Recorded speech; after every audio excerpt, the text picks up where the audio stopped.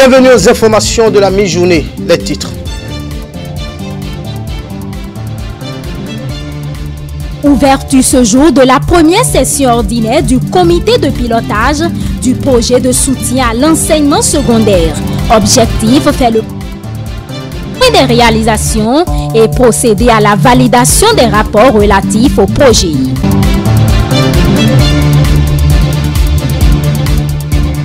Votre émission L'Entretien de ce dimanche a reçu Edgar Soupon, membre du bureau politique du parti Union démocratique pour un Bénin nouveau.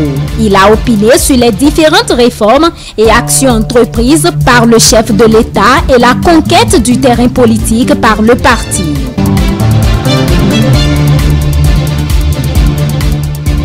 La fête de Saint-Valentin célébrée autrement avec les enfants en situation de vulnérabilité.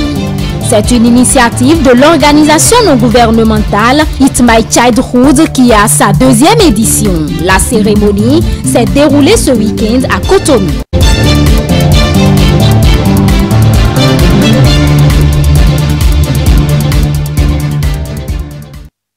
Merci de nous préférer pour vous informer. Démarrage depuis ce matin sur E-Télé de la quinzaine des 30 ans de la conférence des forces vives de la nation.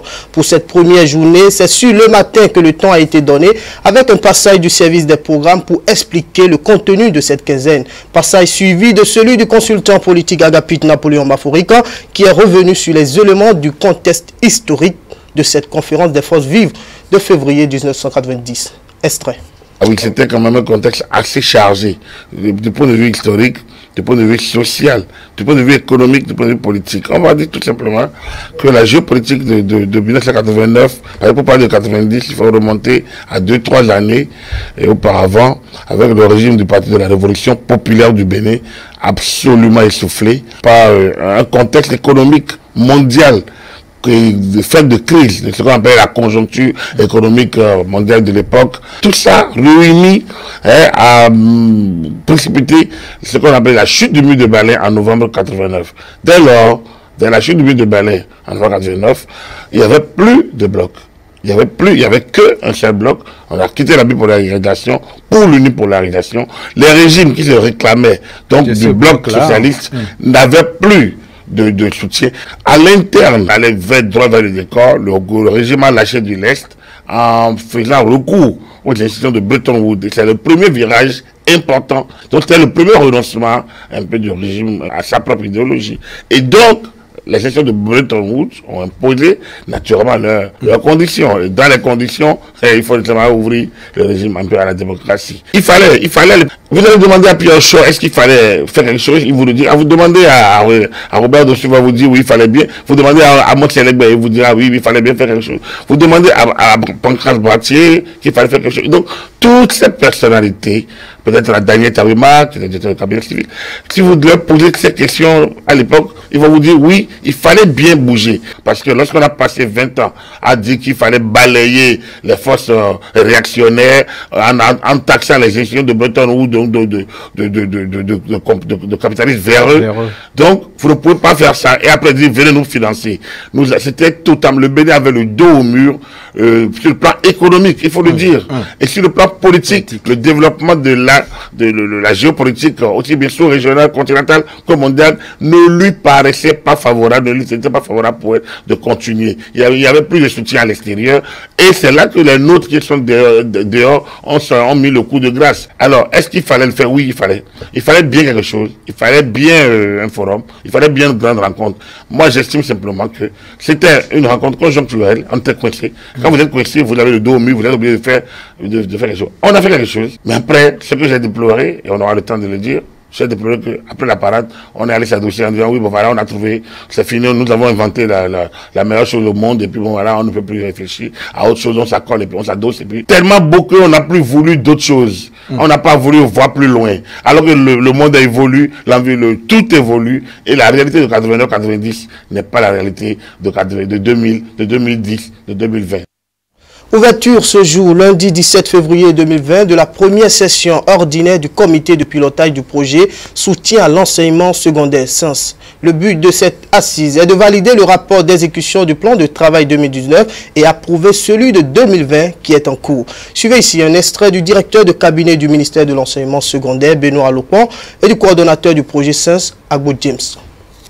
Le financement du projet SENS, constitué d'un prêt de 15 millions d'euros et d'une subvention de 1 million d'euros, soit au total 10 milliards 495 millions 312 000 de nos francs, a pour but de renforcer les capacités de pilotage et de gestion de l'enseignement secondaire et l'appui à la mise en œuvre de mesures de régulation permettant d'assurer un fonctionnement satisfaisant des établissements scolaires.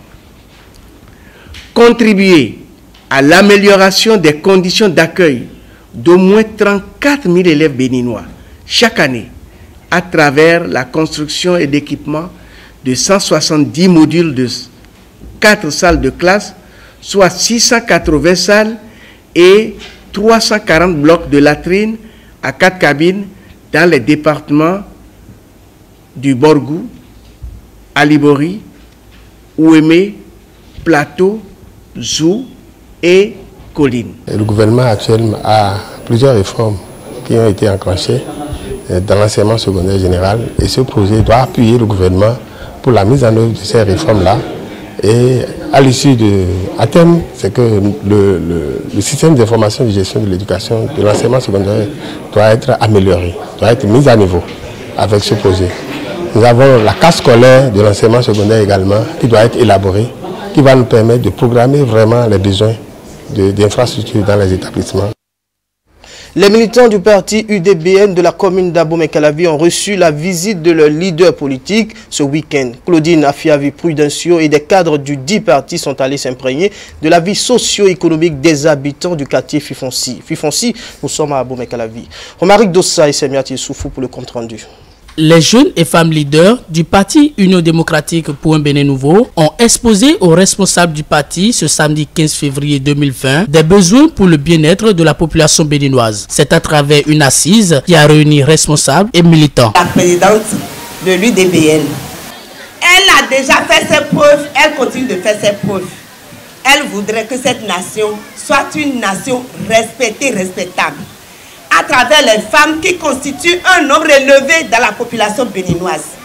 Elles ont demandé à ce que les microcrédits puissent voir et voir avec elles les modalités de paiement, voir avec elles les taux très élevés. Elles ont versé ça au niveau de la présidente qui ne manquera pas de l'analyser et d'aller en lieu où ça peut se faire, en lieu où ça peut se dire. Nous avons confiance en elle. Elle sait comment manager tout cela pour donner à sa population, à ses militants, satisfaction dans tous les domaines. Pour que les doléances soient exhaustives, les responsables de l'UDBN appellent chaque militant à participer pleinement à la lutte politique pour que la plupart des municipalités du Bénin soient dirigées par les membres de leur parti. Si vous vous mobilisez derrière Madame la présidente de l'UDBN, Madame Afiavi-Prudencio, vous aurez le contrôle du Bénin. Je m'adresse à vos femmes. Vous allez contrôler le Bénin et les préoccupations que vous venez de porter, vos souffrances, vos difficultés prendraient fin. Je vous prie d'aller, ceux qui n'ont pas ou celles qui n'ont pas encore leur carte d'électeur, parce que le COS-LEPI a prolongé encore un peu le délai. Essayez donc de retrouver vos cartes d'électeur. Si vous n'en avez pas ou vous l'avez perdu, portez l'information au niveau de vos chefs quartiers, de vos chefs villages et déclarez afin qu'on puisse vous établir d'autres cartes d'électeurs. Parce que vous pouvez vous mobiliser, vous pouvez être millions. Sans carte d'électeur, vous ne pouvez pas aider l'UDBN. La présidente du parti Union démocratique pour un Bénin nouveau rassure ses militants d'un retour favorable des doléances. Elle rappelle qu'elle partage les idéaux du président Patrice Talon. L'UDBN est résolument engagé derrière le président Patrice Talon et nous sommes un parti qui ira aux élections de mai prochain, qui pense même avoir plus de maires. Les gens en politique pensent que c'est le gros mensonge qui marche, c'est le gros mensonge qui aide à avoir des postes, qui aide à avoir la prospérité et autres, mais ce n'est pas vrai du tout. Le parti UDBN est un parti de vérité. La preuve, c'est une femme qui est à la tête de ce parti. Les responsables du parti politique Union démocratique pour un Bénin nouveau, UDBN, entendent donc jouer leur partition, celle d'être leur porte-parole auprès des autorités compétentes et du chef de l'État. Edgar Soupon était sur votre émission L'Entretien du dimanche. Il s'est prononcé sur les réformes entreprises par le chef de l'État. Il n'a pas occulté la lutte de l'UDBN à gagner du terrain afin de s'arracher le plus de conseillers possible pour le compte des élections prochaines. C'est l'UDBN qui est créé parce que l'UDBN surprend et prend de court ceux que vous qualifiez de dinosaures. Parce qu'ils de gros morceaux. Ils ont...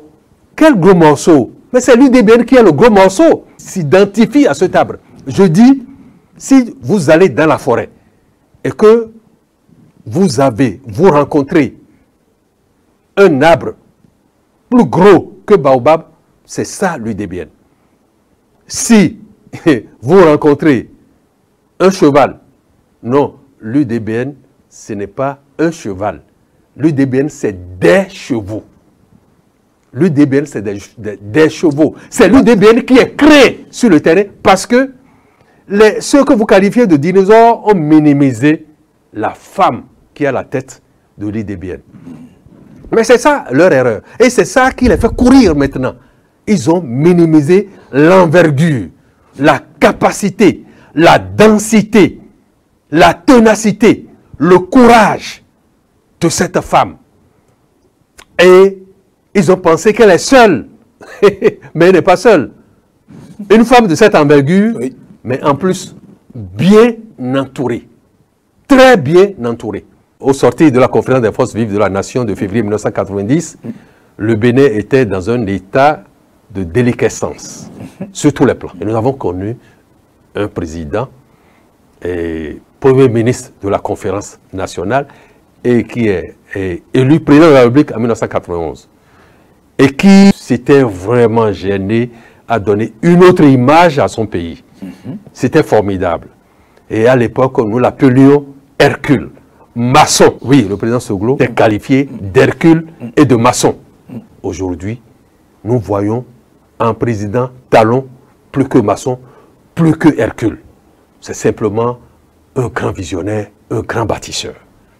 Nous n'avons pas fini encore le mandat. Nous n'avons pas fini encore le mandat. Et donc, disons qu'il surprend tout le monde, il surprend les Béninois, il confond même des grands tenants de l'opposition. Talon ne partira pas avec l'asphaltage. La fête de Saint-Valentin célébrée autrement avec des enfants en situation de vulnérabilité. C'est une initiative de l'organisation non gouvernementale It's My Childhood Association qui a sa deuxième édition. C'est une cérémonie caritative qui s'est déroulée ce week-end à Cotonou. Mathieu Bokor, Paul Estessa aussi. Des enfants habillés tous en rouge pour la circonstance. Des orphelins venus de divers horizons du Bénin. Ils sont plus d'une centaine qui ont favorablement répondu à l'invitation de l'organisation non gouvernementale It's My Childhood Association pour célébrer à leur manière la fête de Saint-Valentin, une fête très riche en couleurs.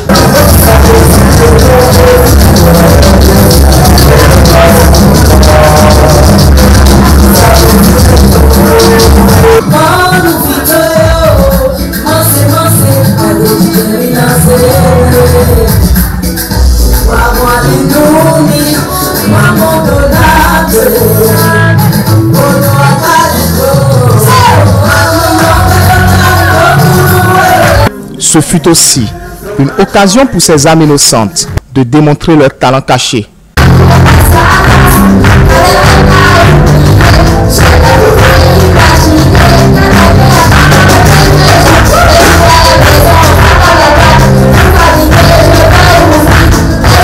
un instant de bonheur et d'amour partagé avec les responsables de l'organisation. Et c'est justement l'objectif poursuivi au dit de la présidente de l'association. L'objectif d'abord de cet événement, c'est prouver aux enfants orphelins qui n'ont jamais connu ou presque jamais connu l'amour de leurs parents biologiques, qu'il y a des gens qui les aiment, qu'il y a des gens qui pensent à eux chaque jour, tout le temps quand même. Parce que ces enfants, ce sont des enfants qui dépriment même parfois. Puisqu'ils n'ont pas d'accompagnement, ils manquent d'affection. Donc, partant de cet objectif-là, vu que la Saint-Valentin, la tradition exige qu'on donne des cadeaux, qu'on donne des dons pour prouver à son prochain qu'on l'aime et tout, nous, on part de cet esprit de la Saint-Valentin pour prouver à ces enfants. Une fois encore, nous sommes en train d'atteindre notre objectif. Parce que vous l'aurez constaté sur les images, les 200 enfants qui sont là, ils sont contents.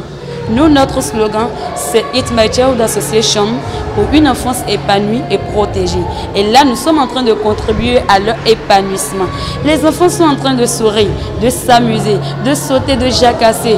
C'est déjà un objectif atteint et puis un signe de réussite pour l'association. En attendant la 3e édition qui s'annonce plus belle, l'ONG It's My Childhood Association reste engagée dans son combat, celui d'être aux côtés des enfants démunis, sans distinction de sexe, de région ni de religion.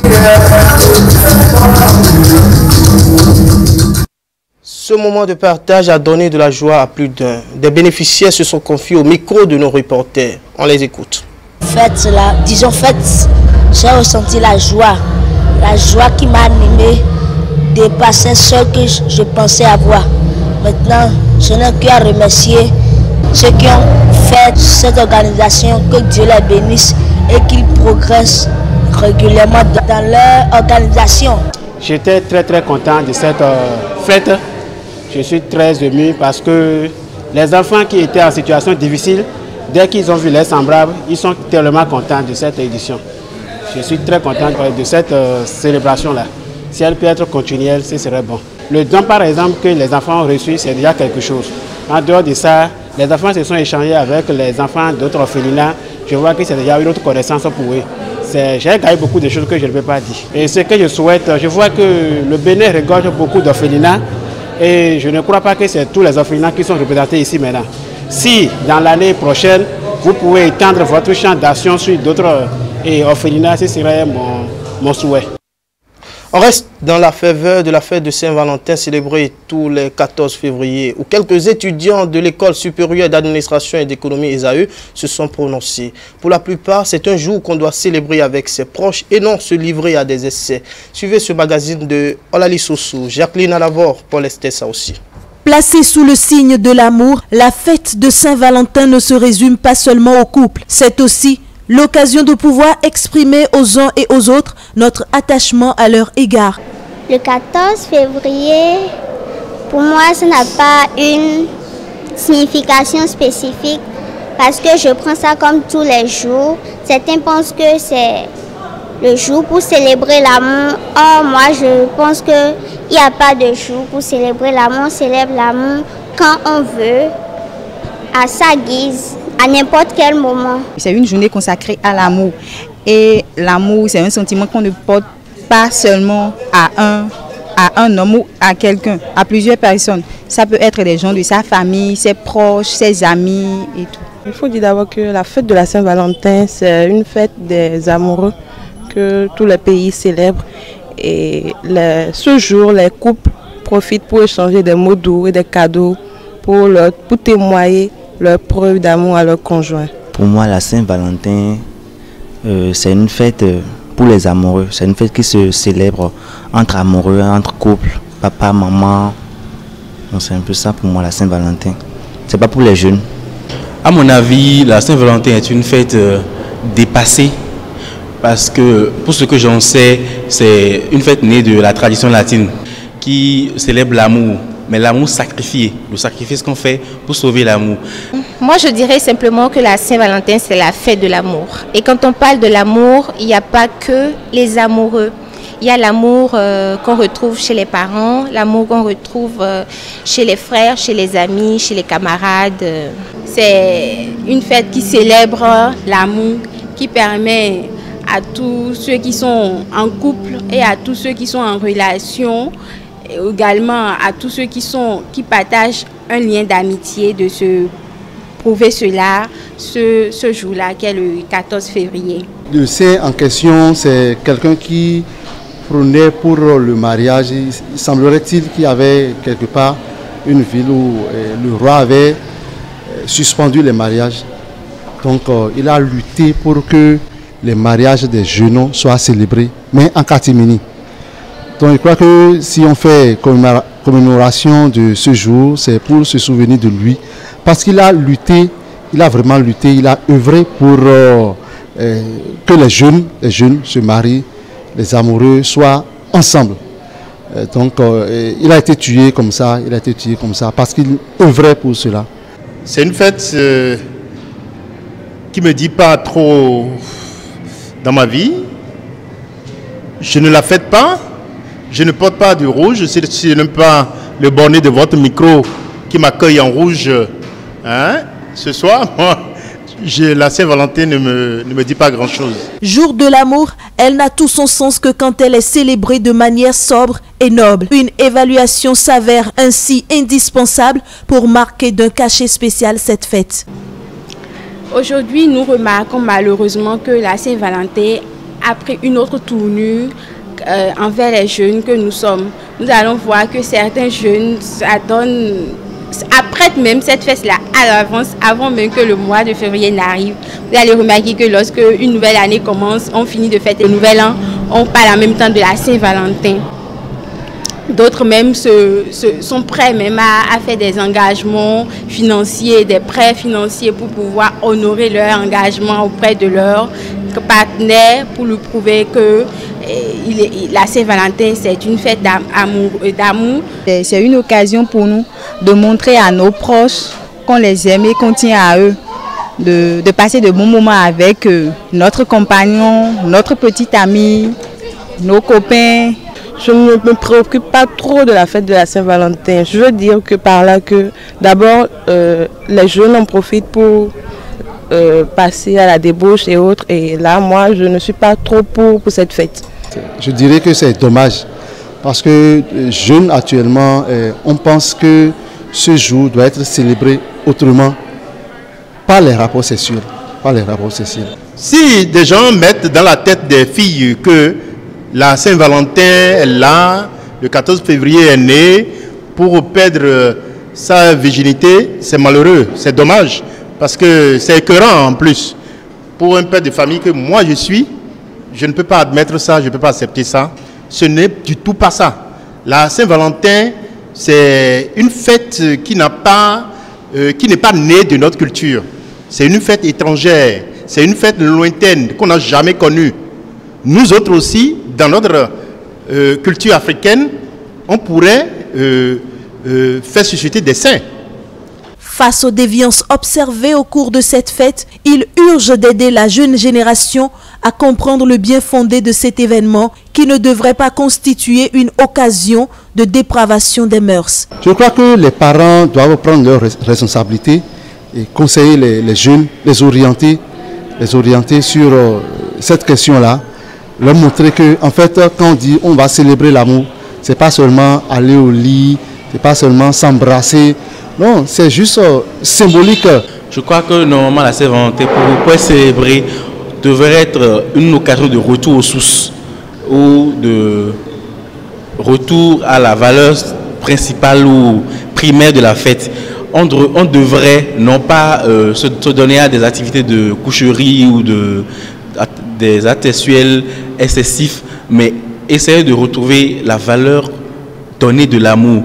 L'amour donné gratuitement, sans rien espérer en retour, l'amour sacrifié. Si ceux qui comprennent et connaissent l'amour vont vous parler de l'amour, ils vous diront que l'amour se fête tous les jours que Dieu fait. Oui, moi je crois que si même au lever du lit, tu dis à ta femme que je t'aime, c'est déjà une célébration d'amour, tous les jours. Je t'aime, je t'adore, je t'apprécie et je te préfère mieux. Et quand tu dis ça chaque fois, c'est la célébration de l'amour quotidien. L'amour est quotidien. L'amour n'est pas annuel ou annuel. L'amour est spirituel et sacré. Une célébration digne et pleine de sens reste à désirer. Sur ce magazine de Olali Sossou, Jacqueline Alavoie et de Paul Estessa aussi, qui fait part des impressions des étudiants de ESAE, mais également de certains cadres de cette université sur la fête de Saint-Valentin que nous refermons ce journal. Un journal réalisé par l'ensemble de notre rédaction. Merci de l'avoir suivi. La prochaine édition du journal présenté, c'est 19h45. À bientôt.